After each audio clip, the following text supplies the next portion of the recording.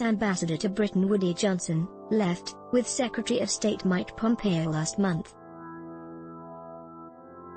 Matt Dunham 8p photo. The State Department's Office of Inspector General concluded that President Donald Trump's ambassador to the United Kingdom made offensive remarks to staff at the U.S. Embassy in London, according to a report released Wednesday. The Inspector General's office learned, through employee questionnaires and interviews, that the ambassador, billionaire New York Jets co-owner Woody Johnson, sometimes made inappropriate or insensitive comments on topics generally considered equal employment opportunity, EEO-sensitive, such as religion, sex, or color. Advertisements. Such offensive or derogatory comments, based on an individual's race, color, sex, or religion, can create an offensive working environment and could potentially rise to a violation of EEO laws, the UG report states, deeming that a more thorough review by the department is warranted. The UG report also found that some embassy staff were impacted by the ambassador's demanding, hard-driving work style, which it stated had a negative effect on morale in some embassy sections.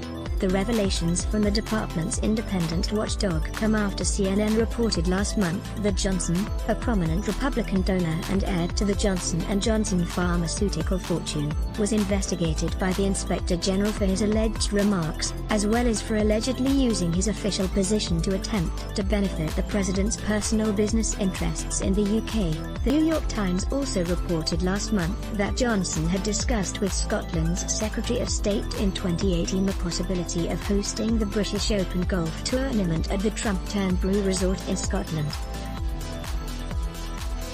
Johnson told colleagues at the time that the president had asked him to help secure choice of venue, the Times reported.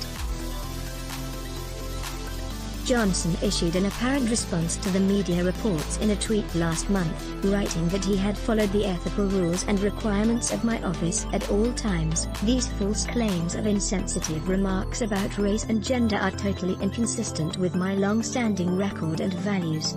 The ambassador was similarly reluctant to acknowledge any wrongdoing in Wednesday's IG report, which recommended that the State Department's Bureau of European and Eurasian Affairs, in coordination with the Office of Civil Rights, assess Johnson's compliance with Department Equal Employment Opportunity or Leadership policies and, based on the results of the review, take appropriate action.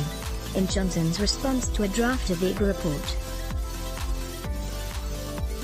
which he sent to the Inspector General's office in May, the ambassador asserted that throughout his government tenure, and indeed for the entirety of my professional life, he had respected both the law and the spirit of EEO principles and have ensured that all employees under my direction do the same.